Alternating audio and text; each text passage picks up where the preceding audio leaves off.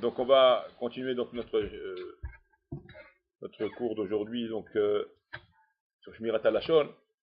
On va traiter le sujet donc écouter donc du Lashon Hara afin d'enlever la colère, les nerfs, la colère de celui-là qui a envie de parler. Des fois ça arrive que un homme il est coléreux sur quelqu'un, il raconte ça pour lâcher sa colère. Est-ce qu'on a le droit de faire ça? On a le droit d'écouter ce Lashon Hara dû à sa colère ou sûrement que ça va le calmer suite à ça. Il va se calmer de. Après, il va être calme de ça. Non, celui-là qui parle, il est coléreux, il est très énervé sur quelqu'un. Donc il se sent dans l'obligation quelque part, il a envie de parler. Comme ça, on voit beaucoup de gens, beaucoup de dames, on a vu, qui sont dans ce cas-là. Des fois, ils disent mais j'étais en colère, j'ai voulu parler. Alors, est-ce qu'on a le droit d'écouter pour quelque part calmer la personne? Hein? Alors regardez. On va voir ça tout de suite. Yeshod Dugma Sheshmiat Lashon Hara Nershav le Mitzvah. Il y a des cas où écouter du Lashon Hara est considéré comme une mitzvah. אם אתה מרגיש שמספר הדברים מדבר מפני איזה כעס שיש לו לפי שעה, si tu ressens que la personne qui parle maintenant, elle n'a pas l'habitude de parler de la shonara, elle n'a pas l'habitude de parler du mal, mais là, elle est vraiment en colère contre quelqu'un. D'accord? Elle est en colère sur une personne. C'est ponctuel, c'est pas tous les jours. On n'a jamais vu ce monsieur-là en se mettre en colère et de parler sur X et sur Y. Mais là, tu sens qu'il a une colère sur quelqu'un. C'est ponctuel, le problème est ponctuel. Ou quand il te raconte ce Lashon Hara sur quelqu'un. Ou Meshaker Kaaso, quelque part sa colère. Il lui enlève sa colère. Ça apaise sa colère. Il est apaisé de sa manière de raconter, de pouvoir parler. Il se libère de son problème. D'accord? Bien sûr, il ne devra pas. Donc tu écouteras sa parole, qui est quelque part du Lashon Hara, mais là, c'est pas dans l'esprit de publier, de raconter, de émettre ce qui s'est passé, d'en faire part à tout le monde. Alors là, effectivement, ça sera du Lashon Hara, ça sera plus une mitzvah. Là, tu acceptes ce qui va être dit, tu le prends, mais là tu acceptes, c'est-à-dire sans croire à ce qu'il dit, mais tu le libères. Donc, tu as le droit d'écouter pour libérer sa colère, pour le calmer de sa colère, d'accord? Sans pour autant, toi, croire et en faire part à tout le monde. Toi qui écoutes. Voilà, tu écoutes, tu le libères, vas-y, d'accord, vas-y mon fils, vas-y, parle. Tu tolères, on tolère, exactement. Ponctuellement, tu le laisses parler, ça lui fait du bien, toi, tu l'aides. Donc il se libère quelque part. Toi, voilà, il évacue, maman, il évacue. Et toi, par contre, fais attention, il ne faut pas aller et colporter tout ce qu'il est en train de dire. Parce que lui, il est sous l'effet de la colère, là, il a eu quelque chose, toi, tu ne dois pas le raconter. Mais tu peux donc écouter ce qu'il dit afin de le libérer, de le soulager. Comment? Voilà. Hein? Non, ça, tu le libères, ça devient une mitzvah. Pour celui-là qui écoute. Celui-là qui est l'autre qui parle, maintenant il est en état pas bien. Si tu ne le libères pas quelque part, ça peut aller plus loin. Tu peut tomber dans un état lamentable. Donc il ne faut pas raconter, surtout pas ce qui a été dit. Il ne faut pas le raconter aux autres. Surtout que si tu racontes ça à d'autres personnes, ils vont croire à ce Lashon Hara, donc on n'a rien gagné. D'accord? C'est perdu, quoi. Et donc c'est bien d'écouter ce qu'il a envie de dire, donc c'est bien de le soulager. Donc là, dans ce cas-là, on te permet d'écouter le Lashon Hara qui fait. On te permet.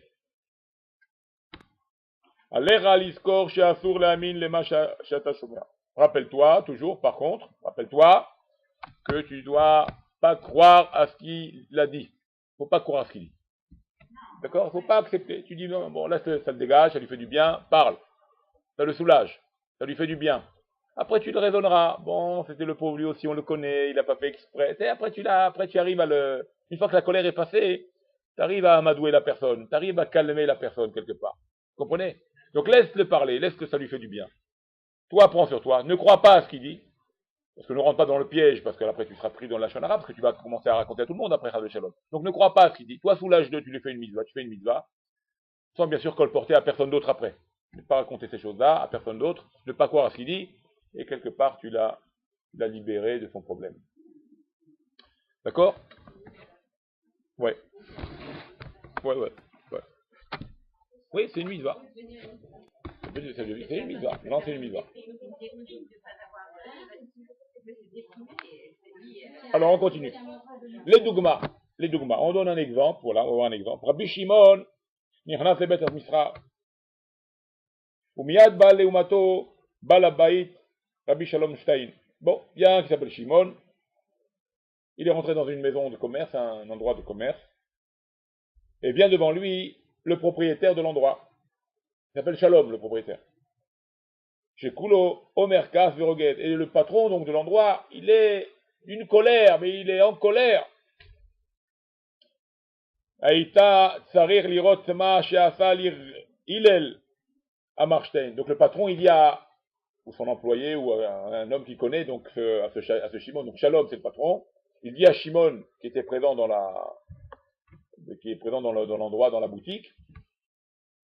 Et donc le patron, il vient, il dit, tu sais pas ce qu'il m'a fait ce Hillel. Il parle donc de quelqu'un d'autre, très en colère sur Hillel. Donc. Tu sais pas ce qu'il m'a fait ce Hillel.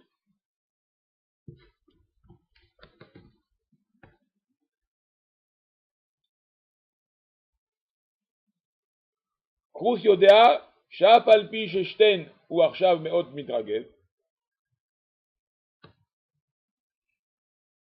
Meot midragesh. לאחר שישקר כעסו, ויפיע מה שבליבו, יחזור להתקדמותו. Donc il sait maintenant, notre ami Shimon, il sait que le patron est très en colère. Très en colère. Et il est mitragèche quelque part, il veut sortir de toute sa colère. Mais il sait très bien qu'après qu'il va sortir tout ça, il va se calmer, il connaît son patron. C'est ponctuel, il ne se met jamais en colère, c'est rare. Donc ça va le calmer. Mais il va redevenir comme auparavant, il va revenir comme il était, pas de problème. Liot Oto Adam Tov Lev Shehu Tamid. Comme il a l'habitude d'être un gentil monsieur.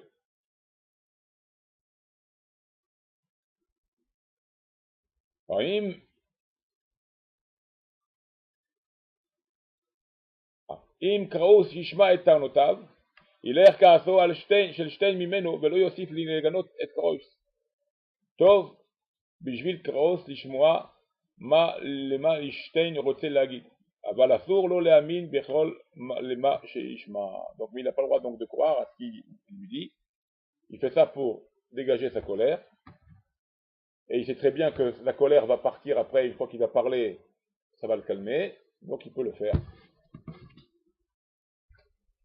Ensuite, un autre point.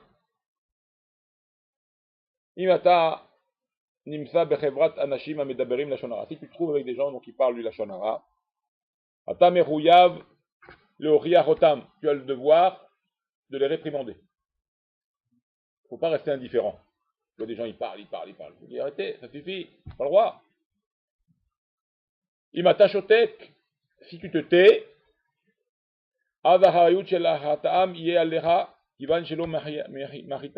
donc quelque part tu deviens associé, complice à ce qui est dit là, et donc le péché aussi vient sur toi aussi. Donc on a le devoir de réprimander, de ne pas accepter ou de dire non, moi je suis pas d'accord, arrêtez, ça suffit. C'est un groupe des gens donc, qui parleraient du Lachonara. Les dogmas, un exemple. Exemple. Yoshua et Ishaya Avdu Hacha Meocheret. Donc il y a deux personnages, Yoshua et Ishaya, ont travaillé très tard. Cette nuit-là, ils ont travaillé à des heures tardives. Kedel Harin Hadarim le Mechira Miuchedet Shia Yeshiva Amda Leorech Birde Shachanasot Ikatshu La Yeshiva. Donc ils ont travaillé très tard. Pourquoi ils ont travaillé très tard? Afin de faire des ventes pour la yeshiva, afin de rentrer de l'argent. Donc ils ont préparé toute la journée sûrement de lendemain, ils ont préparé une journée pour faire ramasser de l'argent à la yeshiva. Donc ils ont veillé pour cette préparation-là, ça se prépare, chaque jour ça se prépare. Ashag varaita leachar chatzot. L'heure était même après, donc minuit, plus tard que chatzot. Ushneim hayu meod ayefim. Et les deux étaient très fatigués. Ils ont travaillé, ils ont bossé, ils ont tout préparé. Une heure tardive, ils étaient fatigués. Aval bezacharam שעל ידי עבודתם הם מחזיקים את לימוד התורה, הוסיפו כוח לעבוד יותר. Mais quand ils pensaient, pour qui ils font ça? Pour la yeshiva, pour emmener de l'argent, pour la Torah. Donc ils se motivaient et ils rajoutaient donc du temps pour s'occuper encore comme il faut de la soirée, de la préparation à faire entrer de l'argent. Donc ils sont donnés encore plus.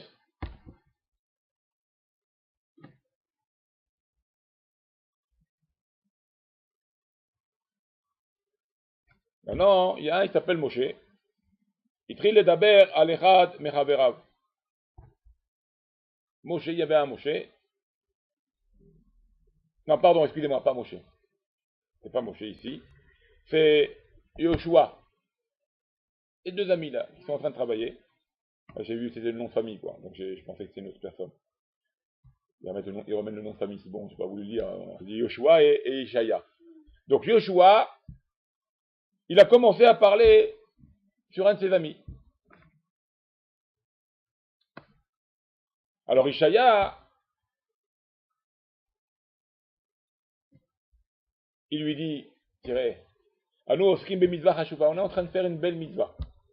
On est en train de préparer, faire rentrer de l'argent pour les yeshivas, faire des fonds, faire que pour les Shem Shamaïm, pour la Torah. Alna, nekalkel et ta mitzvah, s'il te plaît.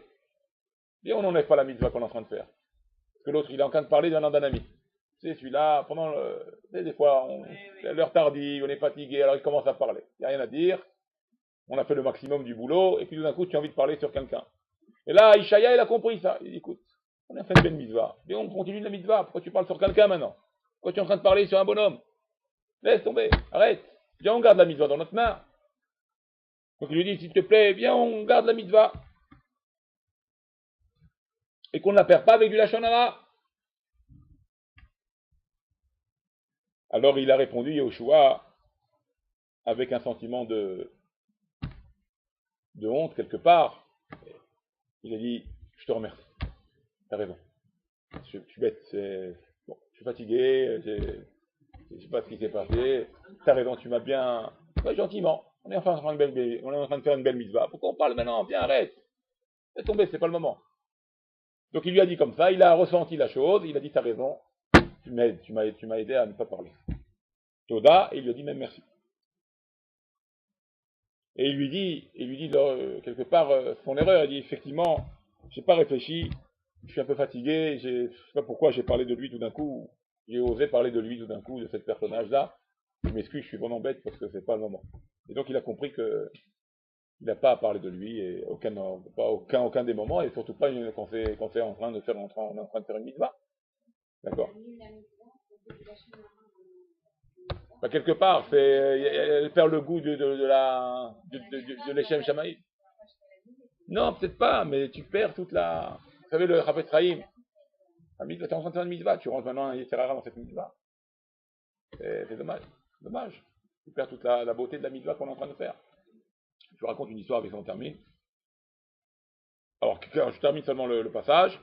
Alors, Kechol Shiyoter Anashim Yimehu Besha Shimisheu Matril Dedaber Lashon Hara, car il fera tout midivrer Lashon Hara. Donc, plus il y a des gens qui réprimandent, plus on fait attention à ça, on essaie de réprimander ceux qui font du Lashon Hara, moins il y aura donc des gens qui parleront Lashon Hara. Plus on est derrière ça, on dit non.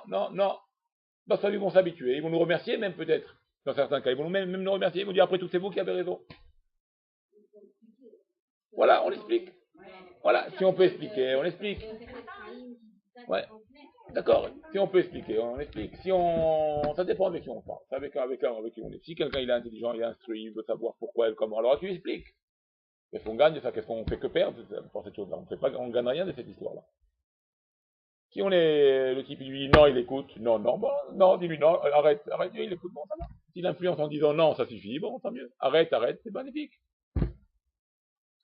Alors que le Chafetz Chaim était parti pour ramasser de l'argent pour sa yeshiva à Radin. Il avait une yeshiva à Radin. Il est parti pour ramasser de l'argent. Je vais vous la raconter cette histoire. il est parti pour ramasser de l'argent, et il est parti avec un rave avec lui, ils étaient à deux donc, le Rav Ephraim et un autre rave.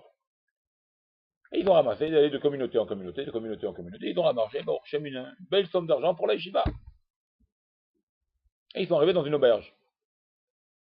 Ils avaient un peu faim, ils ont dit on va se reposer, on va se passer un moment ici, on va manger, on va se reposer. Et on reprend la route, d'accord. Ils sont arrêtés dans une auberge, donc des juifs bien sûr. Et la femme, l'aubergiste, une femme, l'aubergiste. Elle a reconnu le Rav Ephraim. C'est connu. Il y a le Rav Ephraim, elle était heureuse, elle était aux anges. Elle est partie voir tout de suite la cuisinière.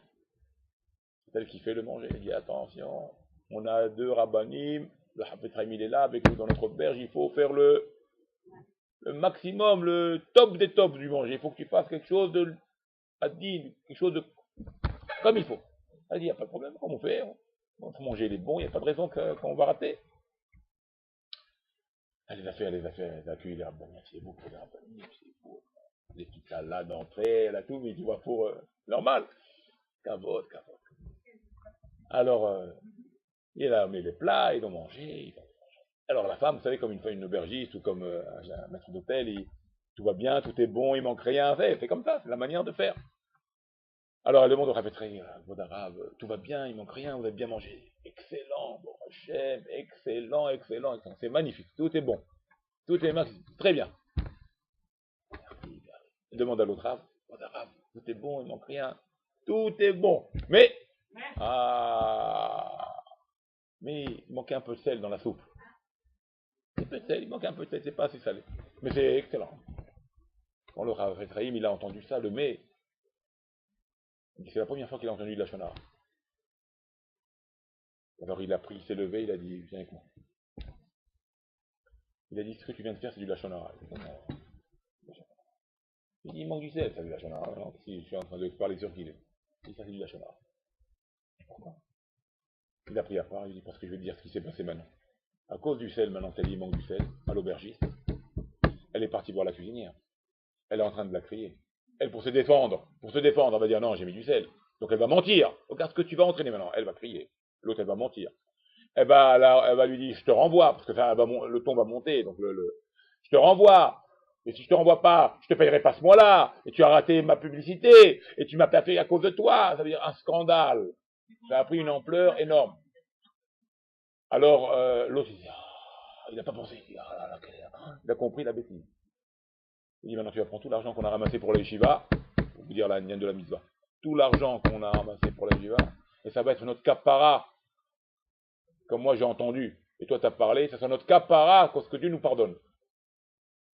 Il a pris tout l'argent, il a dit maintenant tu vas aller descendre chez l'aubergiste, et tu vas voir exactement ce que je t'ai dit, maintenant c'est en train de se passer. Il est descendu, il a vu, maintenant elle crie, l'hôtel répond, et l'hôtel crie, je te renvoie, tu n'auras pas de paix, je ne donnerai rien. Il a compris sa bêtise. Il a pris l'argent, il a dit, pardon, il a dit, toute la mitzvah, ratée. Tout l'argent qu'on vous devait à la yeshiva, à cause de ça, il y a eu Satan, il est rentré. Il s'est rarrêté, il est rentré. Il a tout laissé.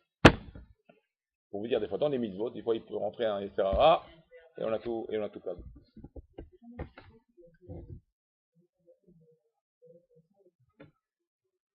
C'est pas, non, c'était un autre, c'était avec, c'était une autre histoire. Ouais, ça c'est autre chose. Voilà, ouais, et aussi il lui a dit comme ça. Il a dit, si toi tu arrives à ressentir le sel ou pas le sel, tu arrives à savoir s'il y a du goût, alors on ne peut pas être ensemble. On n'est pas du même niveau, quoi. Laisse tomber. Si tu parles maintenant du... Ouais, aussi, pareil. Une autre histoire. Ouais, bon, non.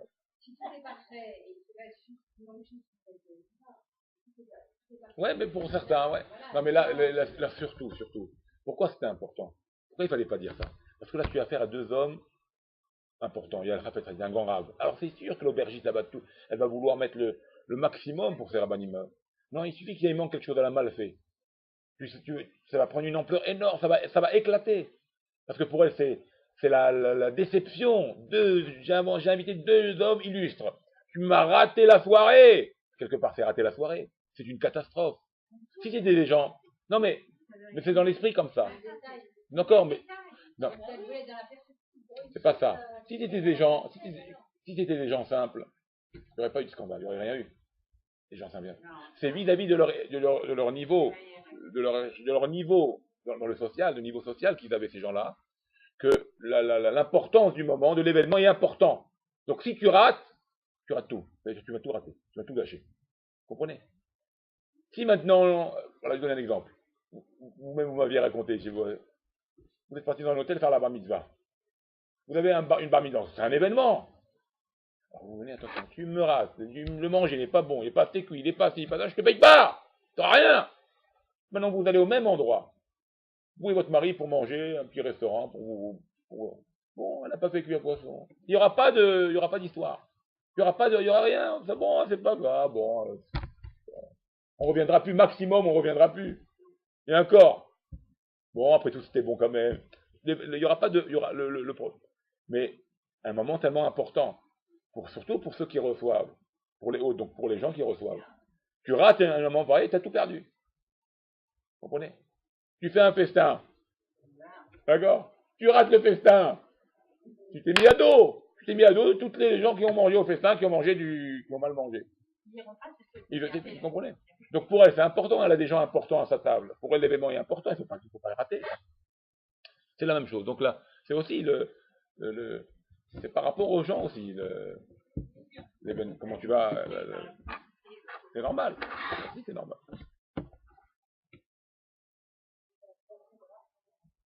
Il n'y a rien, c'est pas grave du tout même. C'est pas que c'est grave.